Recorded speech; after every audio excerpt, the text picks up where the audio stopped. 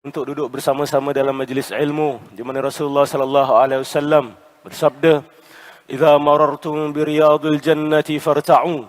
Apabila kamu melalui salah satu daripada taman-taman syurga, berhentilah dan ambillah manfaat sebentar. Dan apakah itu taman-taman syurga ya Rasulullah?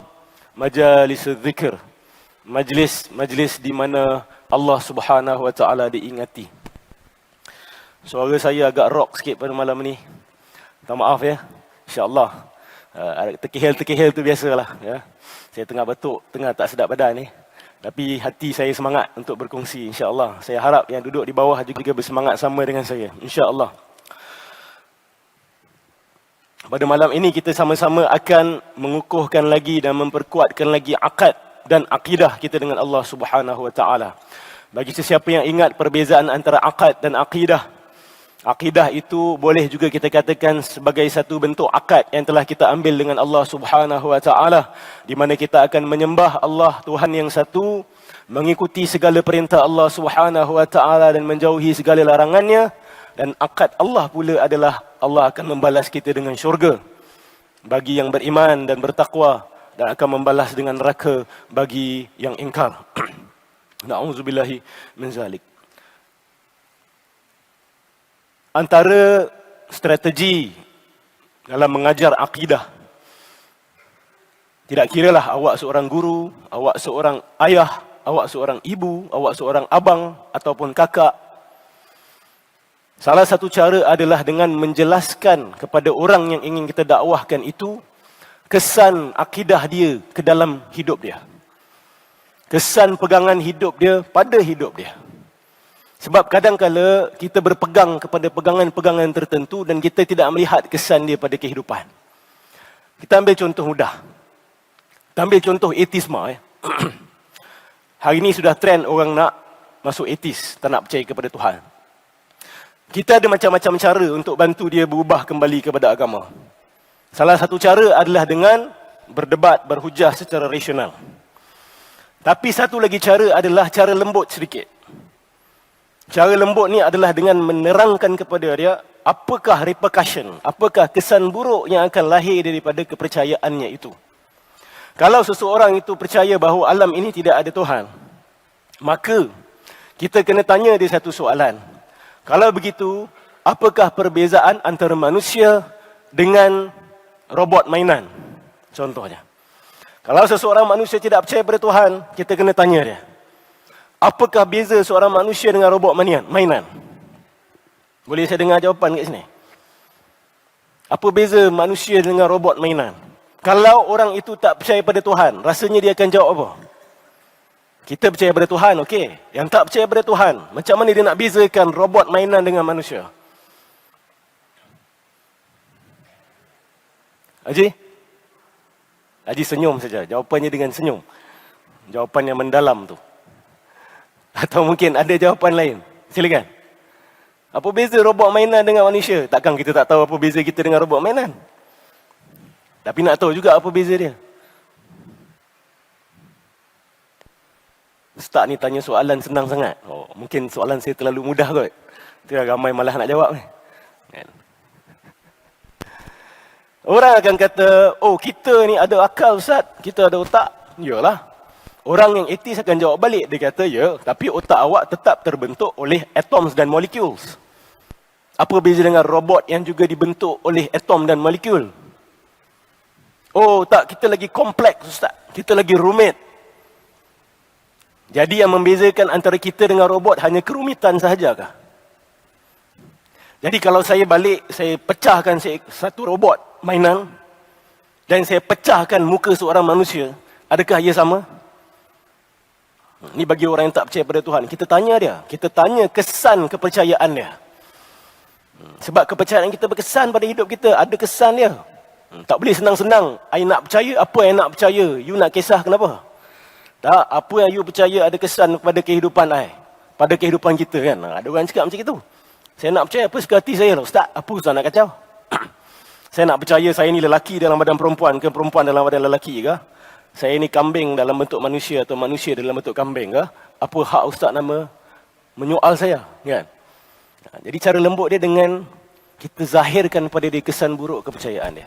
Kalau awak percaya tidak ada Tuhan, maka awak akan percaya bahawa manusia dengan robot sama. Jadi kalau kita pecahkan robot, tidak banyak beza dengan kita pecahkan ataupun bunuh seorang manusia. Kenapa bunuh seorang manusia salah dan pecahkan robot tak boleh? Nampak tak? Kalau awak tak percaya pada Tuhan, awak tak akan boleh jelaskan perbezaan. Tak mengangguk dan tak menggiling. Saya tak faham respon dia macam mana ni. Dia tak mengangguk dan dia tidak menggiling. Dia diam. Tengah khadam ya. Tengah khadam dalam minda. Tengah hadam, bukan khadam. Khadam lain. Tengah hadam. Apa beza manusia tu dengan robot? Kalau begitu, kenapa bila kita bunuh seorang manusia, kita bersalah. Tapi bila kita pecahkan robot, kita tidak bersalah. Sebab orang yang tak percaya pada Tuhan ni, dia menganggap kita ni, manusia ni, tak ada beza dengan robot. Tidak ada perbezaannya dengan robot. Kita hanya lebih rumit, lebih kompleks. Itu saja. Kita dibentuk oleh atom dan molekul, oleh zarah. Mereka juga dibentuk oleh atom dan molekul. Sebab tu kita tanya, kalau saya pecahkan robot boleh, tapi kenapa saya tak boleh pukul manusia? Saya tak boleh bunuh manusia? Tak boleh sebab manusia ni dia ada apa? Dia ada kemuliaan dia. Kalau hang tak percaya pada Tuhan, kemuliaan tu datang daripada mana? Betul tak? Kita tanya dia. Kalau dia tak percaya pada Tuhan, kita tanya dia, kemuliaan manusia tu datang daripada mana? Oh, sebab manusia ni pandai. Kalau dia orang dapat buat AI, Artificial Intelligence, yang boleh kira lagi laju dari manusia, yang boleh bercakap lagi laju, yang boleh banyak bahasa, jadi AI tu jadi manusia kah? Jadi kalau saya pecahkan robot AI yang ada Artificial Intelligence, adakah saya boleh masuk jail juga? Jadi apa sebenarnya yang membezakan kita dengan manusia? Ketahuilah bahawa kalau awak beriktikad tidak ada Tuhan di atas muka bumi ini, maka awak tidak ada hak untuk bercakap tentang keadilan. Awak tidak akan mampu untuk bercakap tentang akhlak pun. Dan awak tak akan mampu untuk bercakap tentang apa itu baik, apa itu jahat. Ini kesan kita tunjukkan. Nanti dia terkejut sendiri. Sebab dia pun percaya kepada mahkamah. Dia pun percaya kepada polis. Dia pun percaya pada keadilan. Tapi kita bilang dia, you tak percaya pada Tuhan, you tak boleh percaya pada semua benda tu. Kita tanya dia, keadilan datang dari mana keadilan? Ini saya ajak berfikir sama. Ini dapat pahala kita berfikir soalan-soalan ini. Sebab Allah bercakap tentang konsep adil dalam Quran. Kita kena tanya diri kita, adil itu apa? Soalan dia dekat sini, daripada mana datang sumber keadilan? Daripada mana kita dapat? Kenapa kita kena adil dengan satu sama lain? Yalah Ustaz, kalau kita tak adil nanti hancurlah kehidupan kita. Kita bergaduh semua Ustaz. Kalau tak ada mahkamah, tak ada polis, bergaduh semua. Kalau bergaduh apa masalah? Yalah, kalau bergaduh habislah. Kalau habis apa masalah? Nampak tak? Kalau dia tak percaya pada Tuhan, dia tak boleh jawab soalan tu. Kita boleh jawab. Kita kata sebab Allah suruh kita begitu. Allah suka pada keadilan dan Allah perintahkan kita untuk adil dengan satu sama lain. You tak percaya pada Tuhan, you tak akan boleh percaya kepada konsep justice ataupun keadilan. Macam mana you nak sabitkan adanya keadilan dalam kehidupan manusia ni? Adakah anda bersama-sama dengan saya berfikir sama? Atau biarkan saya bercakap seorang-seorang? Bantu saya bersama di dalam. Saya tak tahu apa berlaku dalam minda tu. Sama-sama dengan saya. Antara adab dalam kelas, bila dengar guru berceramah, minda bergerak sama dengan guru. Bukan cerita benda lain, ingat benda lain. Ya. Jadi bagi siapa yang mungkin menerawang sekejap ke tempat lain, saya seru untuk balik sekejap ke sini. Ya. Bersama-sama kita flow bersama. Ya. InsyaAllah. InsyaAllah. Salah seorang ahli falsafah barat bernama Jeremy Bentham. Jeremy Bentham ni apa dia kata? Dia kata human rights is nonsense on stilts. Saya jelaskan apa maksud dia. Bayangkan seorang ahli falsafah barat sendiri, dia kutuk human rights. Dia kata human rights ni hanyalah satu kemengarutan, satu perkara yang mengarut on stilts. On stilts tu kalau siapa pernah pergi circus lama-lama, dia ada satu kayu yang orang akan diri jalan ke atasnya. Dia jadi panjang lah, jadi orang panjang. Itu dipanggil stilts. Dia kata human rights ni ataupun hak-hak asasi manusia ni begitu. Dia hanyalah circus, dia hanyalah satu lawak jenaka. Kenapa dia kata begitu? Kenapa dianggap sebagai satu bentuk lawak jenaka? Kerana orang-orang yang menulis akta hak asasi manusia tu banyak tak percaya pada Tuhan. Jadi kita tanya dia, you kata manusia ada hak asasi. Siapa kasih hak asasi tu?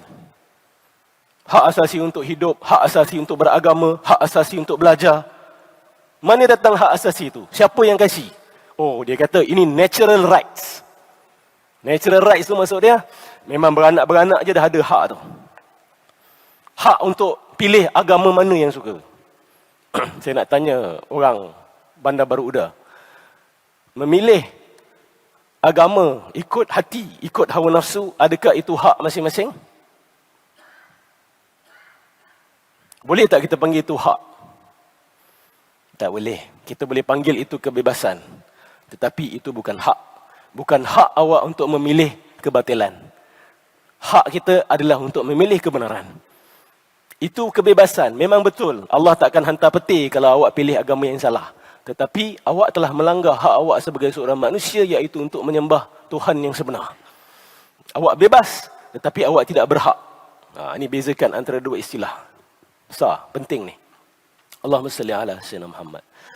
Bagi sesiapa yang ingat sesi yang lalu, saya berbicara berkenaan dengan at-tasalsul. At-tasalsul. Bagi siapa yang mungkin tidak datang sesi yang lalu, perkataan tasalsul ni bunyi dia macam tersasul. Ya. Dan saya memang rasakan bahawa perkataan tersasul tu memang datang dari perkataan tasalsul. Dan tasalsul ni adalah satu bentuk penghujahan yang salah. Sesiapa yang menggunakan tasalsul dalam penghujahan, maka dia telah melakukan satu kesilapan besar dalam proses berfikir. Siapa ingat tasalsul? Saya tulis tasalsul.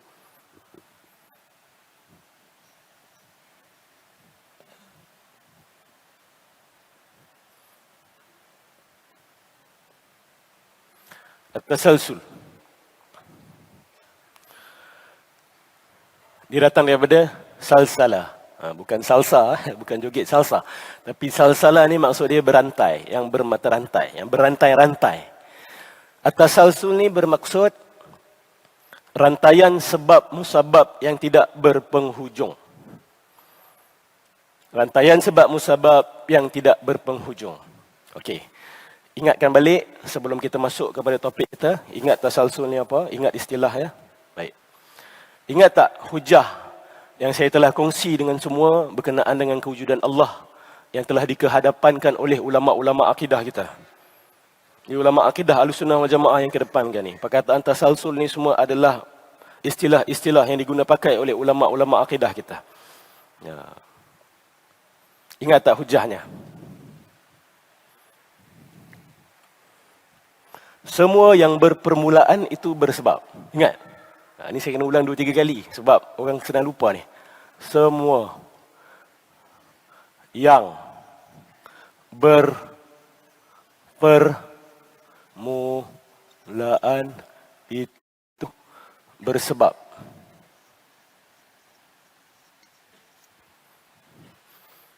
Sesi yang lalu saya tulis Arab. Ini saya tulis bahasa Melayu. Semua yang berpermulaan itu bersebab. Alam ini berpermulaan. Maka equal alam ini alam ini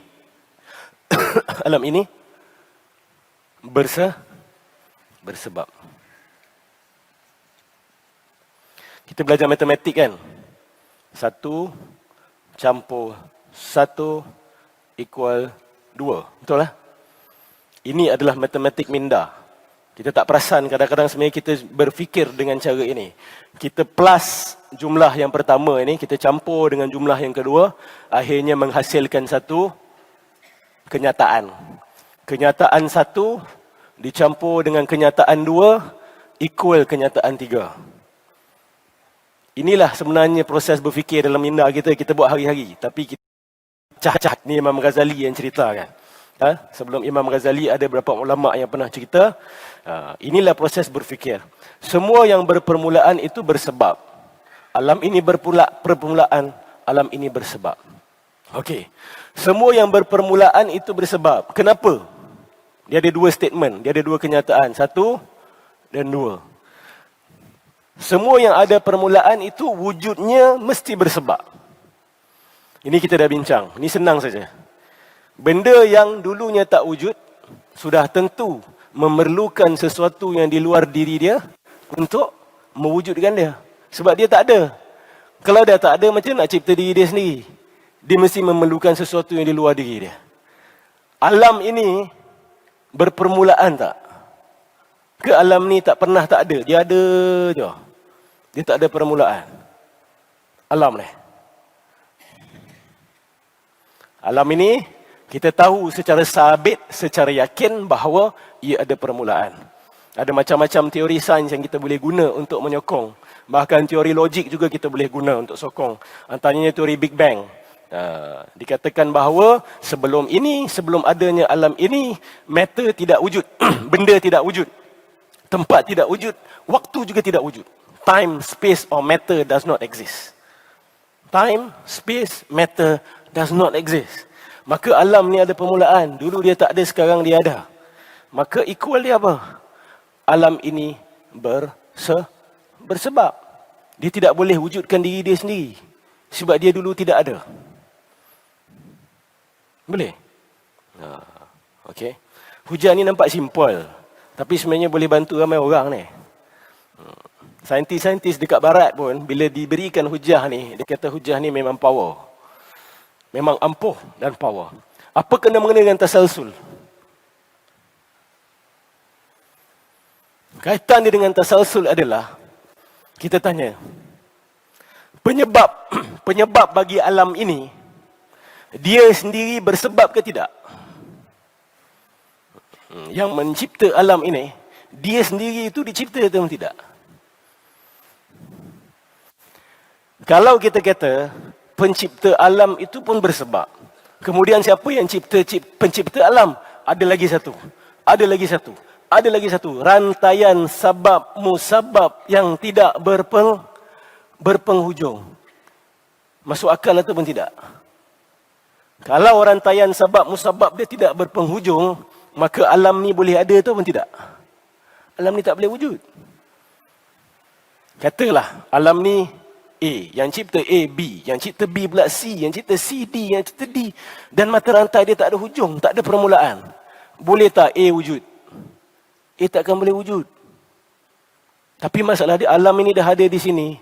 Maka sudah tentu mata rantai dia ada permulaan. Dan permulaan mata rantai itu, mesti wujudnya tidak bersebab. Dia wujud dengan sendirinya. Itulah yang dipanggil sebagai wajibul wujud. Wajibul wujud.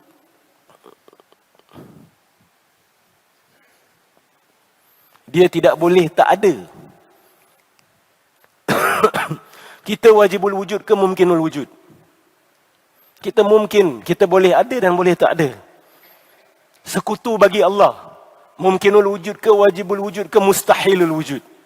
Sekutu bagi Allah mustahil wujudnya. Allah wajibul wujud, makhluk mustahilul wujud. Sekutu bagi Allah, makhluk mumkinul wujud, dan sekutu bagi Allah Subhanahu wa taala mustahilul wujud. Apa tangkap ni? Insya-Allah balik boleh buat exercise pemikiran sikit. Bagi yang dah faham, tahniah. Bagi yang dalam proses untuk faham juga saya ucapkan tahniah. Bagi yang dah give up, saya tak nak ucap tahniah lah. Jangan give up. Jangan menyerah. Yang kata saya lost lah ustaz ni cerita apa. Jangan macam itu. Jangan. Adab kita dengan ilmu, kita usaha. Kalau betul dah tak boleh, baru kita menyerah. Tapi sebelum usaha, jangan kata saya tak boleh faham benda ni dan saya tak nak faham. Tak boleh faham dan tak nak faham tu ada masalah. Kalau cuba faham, tak ada masalah. Kalau tak nak cuba faham dan tak nak langsung cuba faham, tu ada isu. Okay? Mungkin penat kot. Kalau penat balik kerja tak ada masalah lah. Tapi kalau tak penat, malah nak ni, itu kena tanya diri sendiri kenapa tak nak. Contoh mudah lagi. Kosong, campur kosong, campur kosong, campur kosong, campur kosong, campur kosong, campur kosong, campur kosong. Kalau saya campur kosong-kosong selama-lamanya, akan ada nilai tak? Akan keluar sesuatu yang bernilai tak? Takkan keluar. Melainkan saya tambah, saya letak satu kat depan ni. Tiba-tiba dia jadi bernilai. Mungkin yang menciptakan mungkin, yang menciptakan mungkin, yang menciptakan mungkin, yang menciptakan mungkin, menciptakan mungkin. Selama-lamanya, ad infinitum. Ad infinitum. Ini simbol infinity, tasalsul. Tasalsul. Kalau awak kata kosong, jumpa kosong selama-lamanya ad infinitum, tidak ada nilai dan tidak ada makna. Melainkan hujungnya adalah satu. Allahu al-Wahid. Allah itu Maha Esa. Daripada Allah lah keluar segala-galanya. Daripada Allah Subhanahu wa ta'ala. Okay. Allahumma salli ala Sayyidina Muhammad.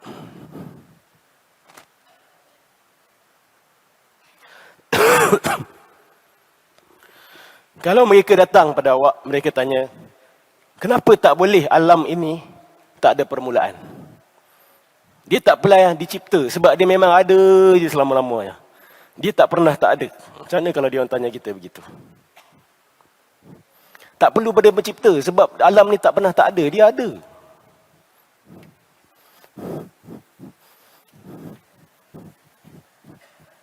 Apa kita akan jawab?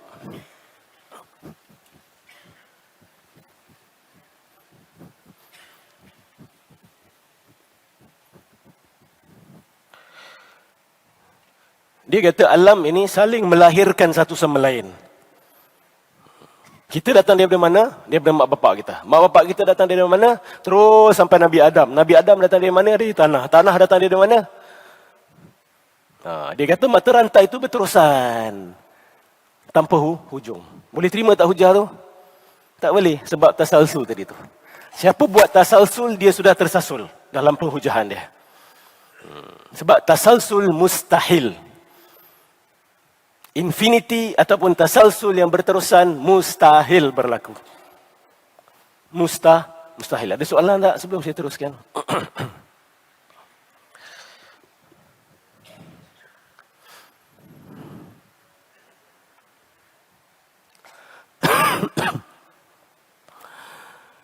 Baik. Hujah yang saya gunakan ni, adakah hujah yang berbentuk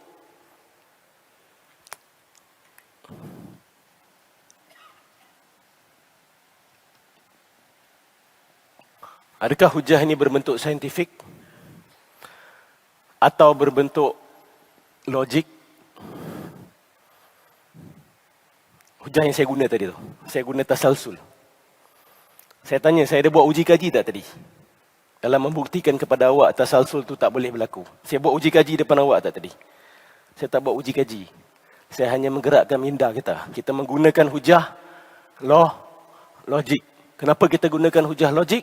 Sebab kita nak membuktikan kewujudan Allah Subhanahu wa ta'ala yang tidak boleh diletak dalam makmal untuk diuji kaji. Boleh tak letak Allah dalam makmal untuk uji kaji Allah? Sudah tentu tidak boleh. Sebab saintis etis hari ini dia tanya kita, boleh tak kamu buktikan Tuhan wujud dari segi sains? Siapa kat sini boleh buktikan Tuhan wujud dengan pandangan mata, dengan pendengaran, dengan telinga, boleh cium Tuhan, boleh pegang Tuhan, boleh nampak Tuhan? Siapa kat sini boleh buat tu? Tak boleh. Betul tak? Sebab tu kita tak guna sains untuk buktikan Tuhan secara direct. Kita hanya boleh menggunakan akal, logik kita. Dan sudah tentu Al-Quran. Saya dah bincang tentang hujah Al-Quran sebelum ni. Mungkin ada yang pertama kali dengar kenapa ustaz ni cerita banyak benda ni, kenapa tak dengar Quran. Kita dah cerita pasal Quran dah. Sekarang kita guna hujah logik. Sebab Ahlus Sunnah wal Jamaah menggabungkan nas dengan akal. Dia menggabungkan kedua-duanya sekali. Adalah salah kalau kata agama kita hanyalah agama nas, teks, Quran dan hadis. Agama kita juga adalah agama yang mencerdaskan akal. Kalau akal kita cacat, Al-Quran dan hadis yang kita baca juga akan cacat atau tidak? Kalau akal kita cacat, kalau akal kita salah berfikir, Quran dan hadis yang kita baca akan salah ataupun tidak? Sebab itu, kepentingan kepada hujah-hujah akliyah, bukan saja dalil-dalil daripada Quran dengan hadis, tetapi juga hujah-hujah akliyah yang kita harus kedepankan. Baik. Saya nak cerita sikit tentang proses pembuktian. Mungkin ada yang tanya kenapa Ustaz cerita pasal tasasul banyak kali. Sebab saya nak kasih contoh ni, pembuktian ni. Ada 3 benda yang kita nak buktikan dalam hidup ni. Pertama sekali adalah khabar masa lalu.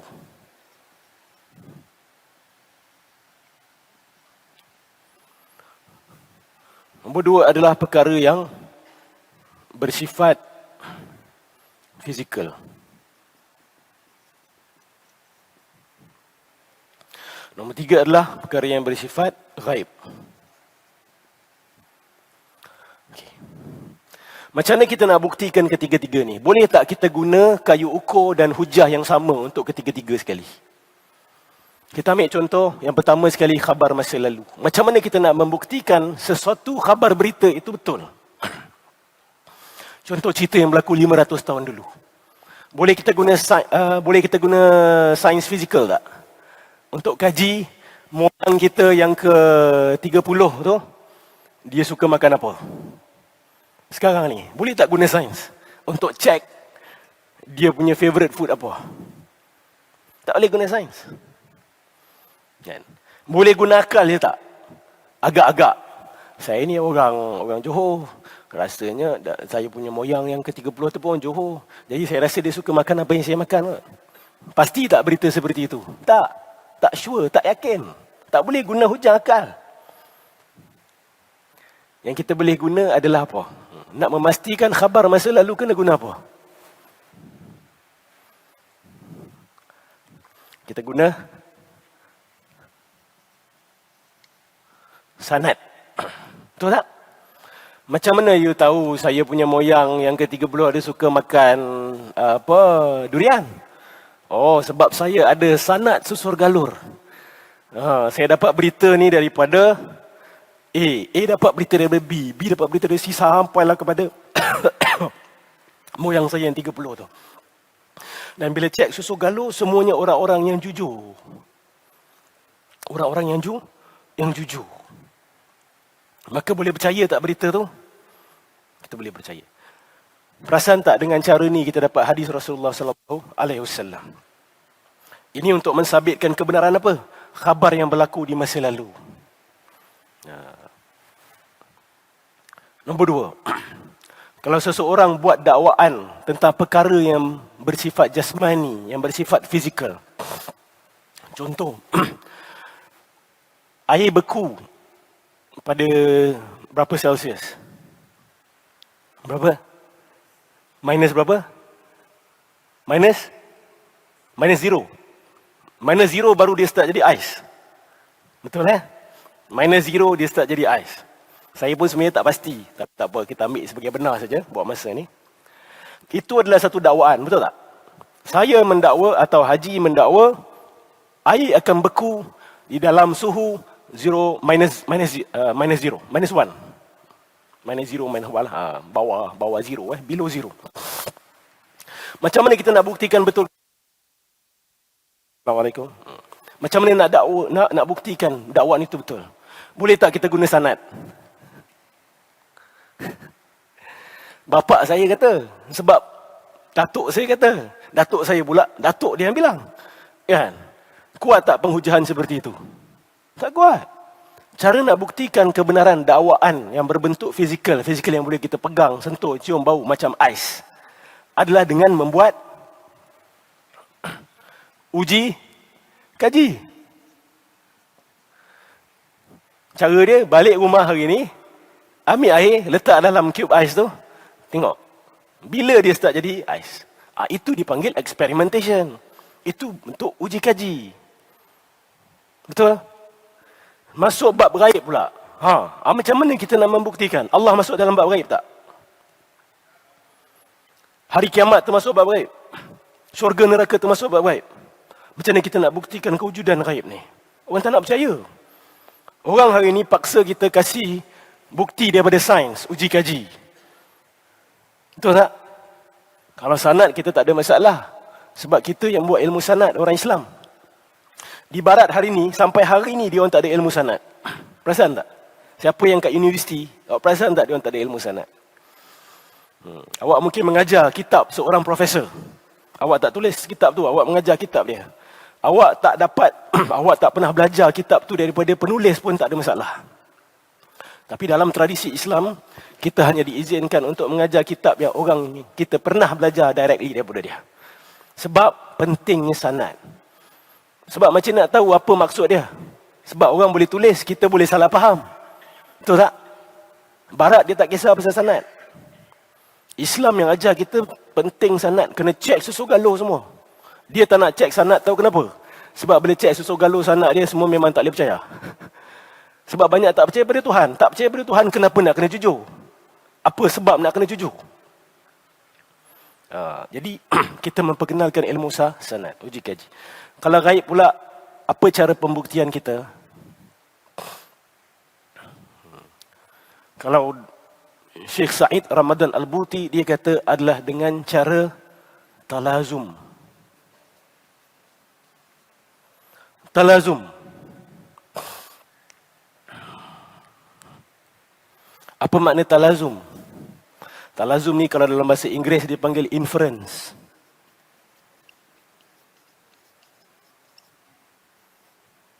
Inference itu maksud dia apa? Pembuktian bukan secara langsung, tetapi pembuktian secara tidak langsung menerusi tanda-tandanya. Kita kasih contoh. Kau apa dah? Okey. Saya rasa kita sambung ni lepas solat Isyak insya-Allah, ya. Dah seminit lagi Isyak. Saya berhenti di sini insya-Allah dulu. Kita tutup dengan tasbih kafarah dan surah Al-Asr. Bismillahirrahmanirrahim. Subhanakallahumma bihamdika asyhadu an la ilaha illa anta astaghfiruka wa atubu ilaik.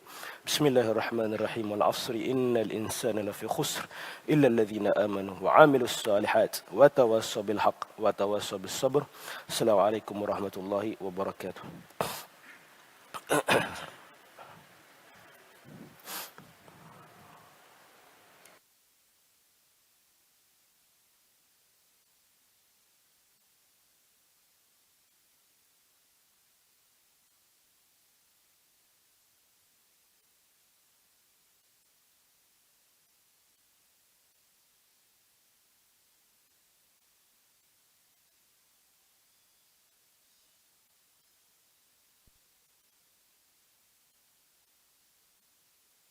Juga kuat dan kukuh. Itulah yang dipanggil sebagai hadisun sahih. Hadis yang sahih. Kalau kita buat dakwaan tentang benda fizikal, ya, tentang perkara-perkara yang bersifat jasadi ataupun jasmani, maka cara nak buktikan adalah dengan melakukan uji kaji. Kita tak boleh pakai sanad dan kita tak boleh pakai talazum dan inference. Inference boleh, tapi pada tahap yang kedua, the second stage. First stage kena pakai uji kaji, direct observation, empirical observation kita panggil, ataupun empirical data. Kalau nak buktikan perkara gaib, di sinilah kita gunakan apa yang dipanggil sebagai inference ataupun talazum. Perkara gaib awak tak boleh guna khabar masa lalu. Awak tak boleh guna pembuktian secara uji kaji fizikal. Minta maaf ya. Perkara gaib kita boleh pakai sanad, minta maaf. Ya. Kita boleh pakai sanad dengan syarat hujung sanadnya mestilah seorang nabi. Betul? Kita tahu neraka itu wujud kerana mak ayah kita ajar. Mak ayah kita siapa ajar? Mungkin guru dia siapa ajar, sampailah kepada Nabi Muhammad sallallahu alaihi wasallam. Hujung mata rantai dia mesti seorang nabi. Baru kita boleh pakai sanad. Tapi kalau hujung mata rantai itu pun kita tak tahu siapa, kalau dia ceritakan kita tentang perkara gaib, kita tak wajib percaya. Bahkan kita boleh tolak. Katalah seorang mengaku, "Ustaz, saya ni pernah bermimpi bertemu dengan Nabi Nuh, kan? Saya pernah bersalaman dengan Nabi Nuh." Apa bukti awak ni? Bukti saya adalah minta maaf, salah contoh. Saya punya moyang pernah jumpa Nabi Nuh. Moyang saya yang ketiga. Apa bukti? Sebab moyang saya bilang orang bawah dia bilang bawah dia sampailah kepada saya, "Ustaz."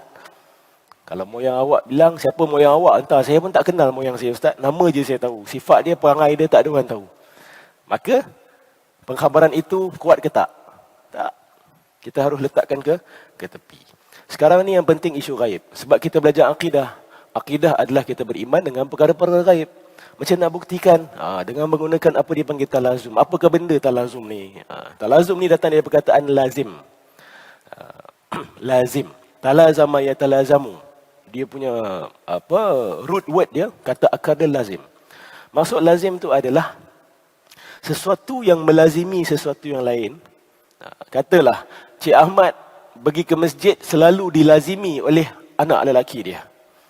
Digandingi, selalu bersama. Mana Cik Ahmad pergi, anak lelaki dia ada. Itu dipanggil sebagai talazum. Bila ada A, adanya B. Bila ada C, mesti ada D. Contoh begitu. Ya. Bila seseorang membuat dakwaan tentang perkara gaib, kita ambil contoh. Kalau ikut teori Darwin, dia kata, kita dulu monyet, kemudian kita jadi manusia. Atau sebelum monyet, kita adalah binatang lain. Kita mungkin dulu, daripada organisma yang paling simple kepada organisma yang lebih rumit sedikit, perlahan-lahan jadi burung, lepas tu jadi ikan jadi reptilia, habis reptilia pula jadi apa-apa, sampai jadi monyet pelan-pelan menjadi manusia. Kalaulah hujah itu betul, apa yang akan melaziminya? Itu soalan ni. Apa yang akan melaziminya? Kalau betul kita ni datang daripada monyet, sudah tentu akan ada makhluk yang sebahagian monyet, sebahagian manusia. Betul tak? Itu dipanggil inference, talazum.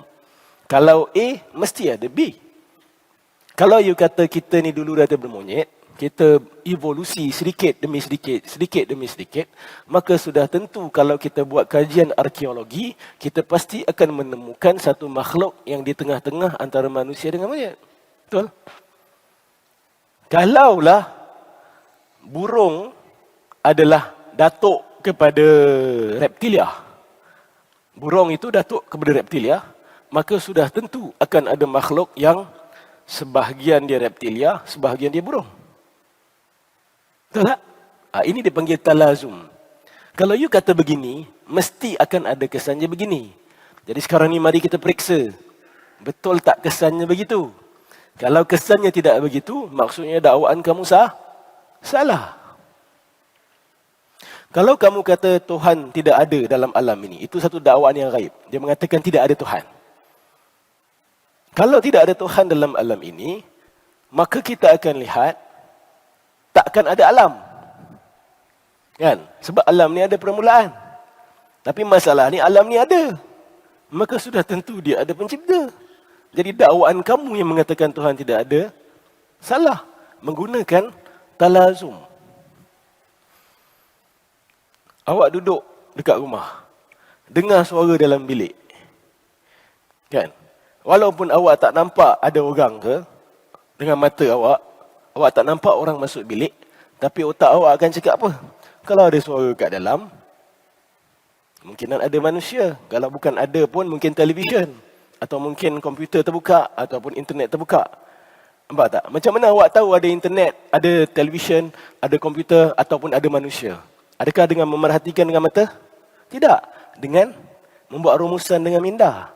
Secara tidak langsung. Jadi nak membuktikan perkara gaib, kita hanya boleh gunakan hujah yang berbentuk talazum. Bukan secara langsung, tetapi secara tidak langsung. Contoh dalam Al-Quran, Allah kata, "Lau kana fihima alihatan indallah la fasadata." Kalaulah di dalam langit dan bumi ini ada Tuhan selain Allah, alam ini akan hancur. Betul? Itu hujah talazum tu. Kita kena tanya soalan. Ayat tu bila baca, jangan sekilas lalu. Kita ni memang sikap baca sekilas lalu. Lepas tu yakin dapat pahala. InsyaAllah dah dapat pahala. Tapi kalau tak nak faham pun, kan? Mak kita kasih surat, bapak kita kasih surat, kita tak nak faham. Marah tak mak ayah kita? Mak, saya nak baca je SMS mak, tapi saya tak nak faham. Apa rasa mak, ayah? Awak sendiri, awak hantar mesej kepada orang, saya nak baca SMS awak. Kalau awak hantar dalam bahasa Arab, saya akan baca dengan tajwid. Assalamualaikum warahmatullahi wabarakatuh. Kaifa halukum ya akhi?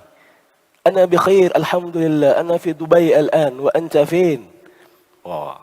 Tapi awak tak nak faham. Marah tak orang tukar hantar tu? Sama dengan Allah. Allah hantar kita mesej, Allah hantar kita surat, kita tak nak faham. Kita nak baca, nak sebut aja. Bismillahirrahmanirrahim. Ui, sedap. Tapi bila tanya, apa makna baca ni? Tak apa, tak tahu. Kena buka. Mana boleh? Tak boleh. So, bila Allah sebut, kalaulah di dalam alam ini, di langit dan bumi ini, ada Tuhan selain Allah, dia akan hancur. Kenapa? Kenapa kalau ada Tuhan selain Allah, bumi ini akan hancur? Kan kita kena berfikir kan? Dia tak secara direct tu Allah kasih. Allah suruh kita, Allah trigger otak kita, suruh kita fikir. Sebab kalau ada Tuhan selain Allah, Tuhan A nak Ustaz Noh meninggal, Tuhan B nak Ustaz Noh hidup. Betul tak? So saya akan meninggal hidup. Kan? Orang jadi confused. Sesuatu benda tu Tuhan A tak nak ada, Tuhan B nak dia ada. Awak akan nampak maka ni ada dan hilang, ada dan hilang, ada dan hilang. Alam ni akan jadi apa? Hancur binasa. Ustaz, apa salahnya kalau Tuhan-Tuhan tu kerjasama? Boleh apa? Kan? Dia bercadang untuk bekerjasama. Boleh tak Tuhan kerjasama? Dia setuju dalam semua keputusan. Kalau dia setuju dalam semua keputusan, kehendak dia sama, kekuatan dia sama, yang ada dua ke ada satu sebenarnya? Sebenarnya ada satu, bukan ada dua. Kan? Kalau ada satu kehendak, satulah. Semua dia ikut je, maksud ada satu. Kalau dia kata, okay, kita tanya dia balik. Ada Tuhan A, Tuhan B. Kalau Tuhan A nak sesuatu perkara dan Tuhan B nak sesuatu yang bertentangan, apa akan berlaku? Siapa punya kuasa yang akan berlaku? Siapa punya kehendak yang akan berlaku? Dia akan kata, pada saya mungkin Tuhan A kot. Okay, kalau awak kata Tuhan A punya kuasa yang akan menang, awak telah mengatakan bahawa Tuhan B itu bukan Tuhan. Sebab apa? Kehendak dia tidak tertunai. Tuhan mana boleh kehendak tak tertunai? Jadi secara tidak langsung yang B bukan Tuhan. Nampak tak? Daripada ayat yang simple tu, kalau kita tak gerakkan minda kita, mungkin kita tak faham sangat. Orang akan tanya kita balik, kalau ada Tuhan, kenapa kena bergaduh? Tak semestinya bergaduh kan? Kita kata tak semestinya bergaduh. Tapi kalau yang A nak lain dan B nak lain, apa akan jadi? Bab tu dia akan trap, dia akan jam, dia tak akan boleh jawab. Okay? Ini kita pakai penghujahan berbentuk talazum. Sebab kita tak boleh pakai uji kaji. Mari kita uji kalau ada dua Tuhan macam mana. Mana boleh uji kaji? Mana boleh pakai sanad? Kena pakai talazum. Hari-hari kita kadang-kadang kena pilih hujah mana nak pakai. Hari-hari kita buat dakwaan, betul tak? Kita kata apa? Sekarang ni panas, saya rasa sebab global warming kan. Itu dakwaan masuk dalam mana? Ada orang kata kemarau ni sebab Dajjal, dia kata. Dajjal dah nak keluar ni, ada kemarau berlaku kat Johor ni. Itu dakwaan masuk dalam mana? Ghaib ke, fizikal ke, khabar masa lalu? Dia ada kena-mengena dengan fizikal lah juga. Dan dia ada kena-mengena dengan ghaib. Betul? Kalau kita kata, awak jatuh sakit sebab Allah marah dengan awak. Itu masuk dalam mana? Masuk dalam ghaib. Betul? Kalau kita kata, Johor ni ditubuhkan pada tahun sekian. Itu masuk mana? Mudahlah. Khabar masa lalu. Betul tak? Kadang-kadang cara pembuktian kita bercampur aduk. Kita buat dakwaan fizikal, tapi kita guna dalil talazum. Kita buat dakwaan ghaib, tapi hujah yang kita pakai, hujah sanad. Kadang-kadang tak kena bercanggahan. Kena dahulukan ini. Ini kita atur cara kita berfikir. Allahu a'lam bissawab. Ada soalan? Tadi saya guna hujah yang tadi tu. Semua yang berpermulaan itu bersebab. Itu termasuk dalam mana? Khabar masa lalu ke? Termasuk sanad ke, uji kaji ke, inference, talazum. Semua yang berpermulaan itu bersebab, alam ini berpermulaan, maka alam ini wujudnya bersebab. Dia masuk dalam sini ke? Masuk dalam sini ke? Masuk dalam sini. Sinilah.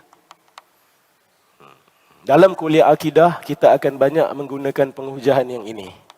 Bukan ini, bukan ini. Jelas ya? Jadi bila belajar akidah, kita kena switch kita punya mode. Channel kita kena betul. Channel kita kena betul. Tak boleh minta, Ustaz, apa bukti kewujudan api neraka dari segi sains? Kan? Allahumma salli ala Sayyidina Muhammad. Ada orang menafikan adanya orang yang kena rasuk dengan jin. Dia kata, tu semua bukan kena rasuk, Ustaz. Tu semua orang yang tak betul. Dia berlakon, dia macam kena rasuk. Kan? Ada sebahagian pakar-pakar psikiatris, dia menafikan adanya rasukan. Dia kata rasukan tu hanya subconscious mind sahaja. Ya, dia kata rasukan jin itu tidak wujud. Itu termasuk dalam dakwaan mana?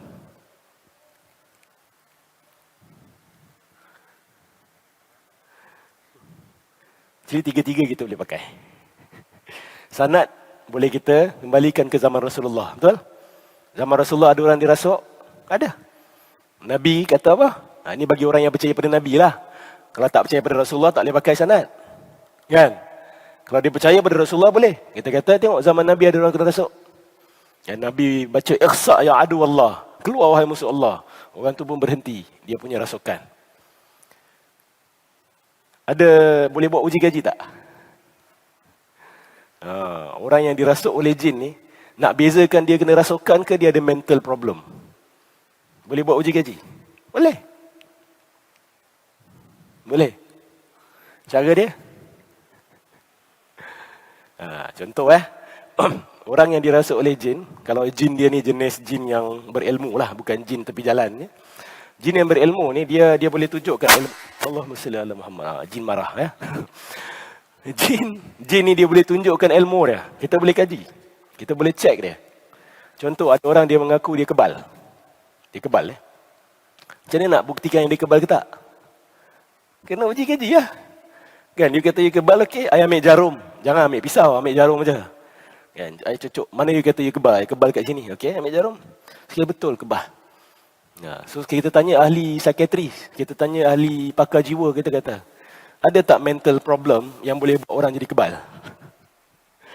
Bacalah dalam kitab diorang, DSM-4 ke DSM-5 ke apa ke, tak akan jumpa diagnosis.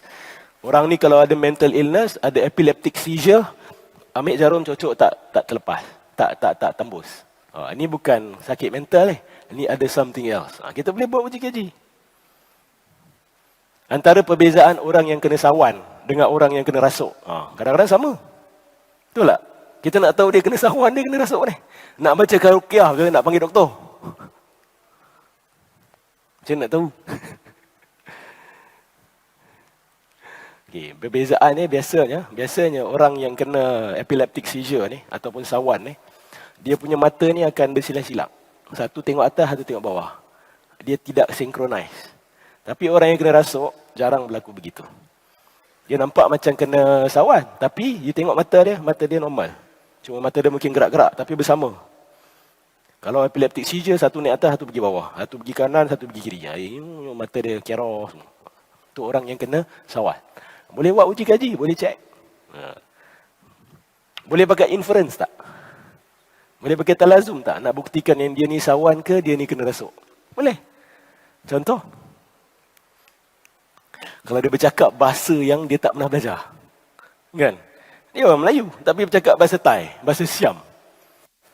Dan kita tahu dalam sejarah hidup dia, tanya mak ayah dia, kawan-kawan dia, semua kata dia tak pernah belajar bahasa Siam.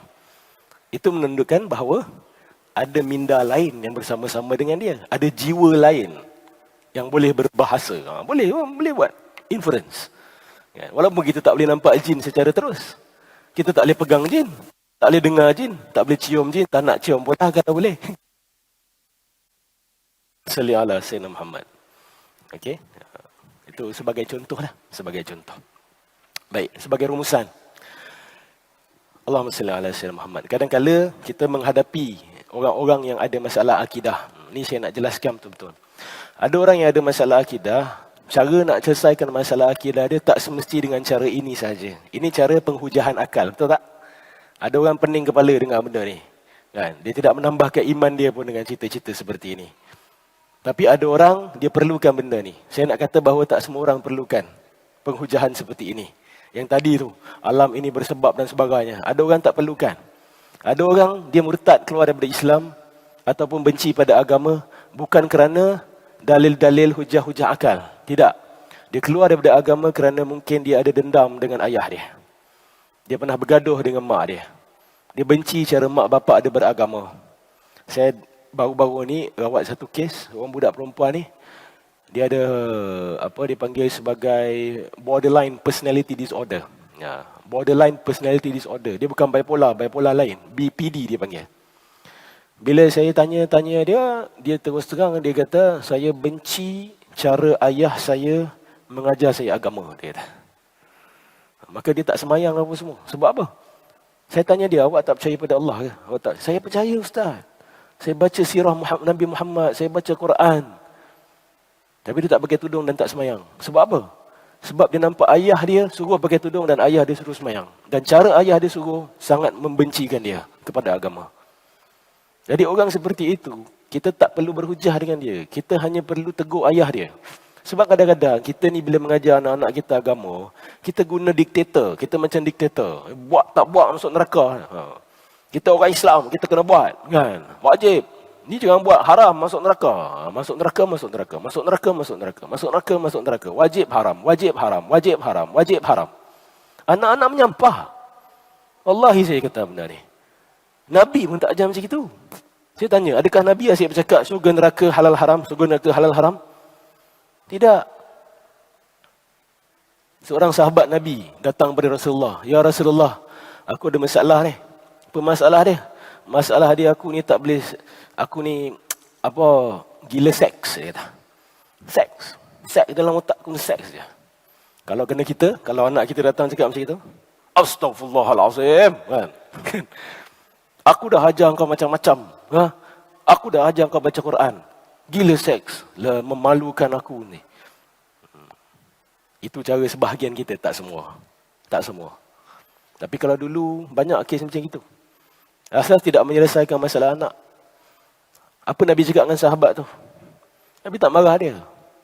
Nabi ambil tangan dia, Nabi letak tangan dia dekat dada anak muda tu. He's a very young person. Dan dia minta Rasulullah, ya Rasulullah, tolong halalkan zina untuk aku. Halalkan untuk aku seorang ya. Boleh tak? Aku dah tak boleh tahan. Kata. Nabi letak tangan dia yang mulia di dada anak muda tu. Dia kata, kalau balik ni kamu nampak mak kamu sedang berzina dengan orang lain, apa rasa kamu? Aku membencinya ya Rasulullah. Okay. Kalau kau nampak adik perempuan kamu sedang berzina, rasa dia apa? Kalau makcik kamu nampak berzina, sepupu wanita kamu kau nampak berzina, Nabi habiskan semua saudara mara wanita dia. Sampai dia kata, ya Rasulullah, tolong berhenti. Mulai daripada hari ini, zina lah adalah perkara yang paling aku benci sekali. Tengok, Nabi guna psikologi. Nabi tak kata masuk neraka ni, aku Nabi ni. Kau ham zina, aku sebat. Tak ada. Itu cara orang malas. Itu cara orang malas untuk menyelesaikan masalah. Sebab masalah dia bukan diselesaikan dengan cara begitu. Perlu ambil waktu. Kenapa dia gila pada seks? Ada sebab. Macam mana nak bantu dia? Dia ada penyakit. Doktor. Awak pergi doktor cakap apa? Awak demam ni. Ni lah ni. Makan tak jaga kan? Tak tahu jaga badan. Allah akan kasih badan ni. Kalau doktor macam itu nak layan kah? Tak apalah doktor, saya pergi tempat lain. Orang yang ada maksiat, dia ada penyakit. Kita nak tolong orang ada maksiat dengan cara apa? So Nabi selesaikan dengan cara itu. Sebab Nabi kata apa? Bukankah semua wanita itu sama ada dia ibu seseorang, ataupun isteri seseorang, atau anak perempuan seseorang? Kan? Sentak juga tu. Kalau kamu tak suka ibu kamu berzina atau dizinai, tak suka adik perempuan kamu dizinai, tak suka makcik kamu dizinai, bagaimana pula semua wanita di luar sana adalah ibu seseorang, ataupun isteri seseorang, ataupun anak perempuan seseorang. Itu hebat tu. Itu banyak kita boleh belajar tu. Ini teknik. Jadi anak muda tu cakap dengan saya macam gitu. Dan saya tegur ayah dia. Saya kata, Haji ajar agama macam mana pada anak ni? Ya, saya haram, halal, Ustaz. Inilah masalah dia. Dia rasa dia ajar yang betul. Kan? Agama kita bukan halal haram saja baca Quran. Semua halal haram kah? Akhlak ada? Ada. Kebijaksanaan ada? Ada. Ke semua Quran halal haram? Tak. Quran mengajar kita strategi. Quran mengajar kita tengok macam mana arak diharamkan. Proses dia macam mana berlaku. Kan? Pertama sekali Allah kata apa? Arak ni benda yang buruk. Nah, Allah tak kata haram dulu, Allah kata buruk. Sahabat masih minum arak. Kemudian Allah kata apa? Siapa yang nak pergi solat jemaah dalam keadaan mabuk, tak boleh masuk. Tak boleh solat jemaah dengan Rasulullah. Tapi masih boleh minum tak? Boleh. Nak minum. Tapi pastikan bila nak solat jemaah, solat dengan Rasulullah SAW, pastikan kamu dalam keadaan waras. Nampak tak strategi dia macam mana? Sebab orang dah sayang Rasulullah. Nak sembahyang Rasulullah. Dia pula dalam keadaan mabuk. Akhirnya dia akan benci Rasulullah ke dia akan benci arak dia? Dia akan benci arak dia. Nampak tak? Dia guna strategi kasih sayang. Dia kalau sayang Nabi tinggalkan arak. Nampak? Dia tak kata masuk neraka kalau tak tinggalkan arak. Akhirnya, tahap ketiga apa? Baru Allah kata haram, jauhi. Tahap keempat, kalau buat, ada hukuman. Dan hukumannya, apa hukuman? Minum arak. Hukuman arak ni bila duduk bincang. Seorang sahabat Nabi ni dia tak boleh tinggal arak. Dia jumpa Rasulullah. Dia nego dengan Rasulullah. Rasulullah, kalau aku minum arak lagi, aku datang jumpa kau. Dan kau jatuhkan hukuman atas aku. Deal? Deal. So setiap kali dia minum arak, dia akan jumpa Rasulullah. Aku minum lagi lah ya Rasulullah. Nabi kata apa? Sahabat, keroyok dia sekejap. Keropok dia. So sahabat pun ambil kain, gulung-gulung kain, kelepap-kelepap dia sikit. Dah. Itu dia. Itu sebagai pengajaran saja. Bukan nak menyakitkan, bukan nak menghina, bukan nak memukul. Teguran sayang. Kan? Macam kita kata dengan kawan kita, kau nampak aku minum arak, aku halalkan kamu pukul aku.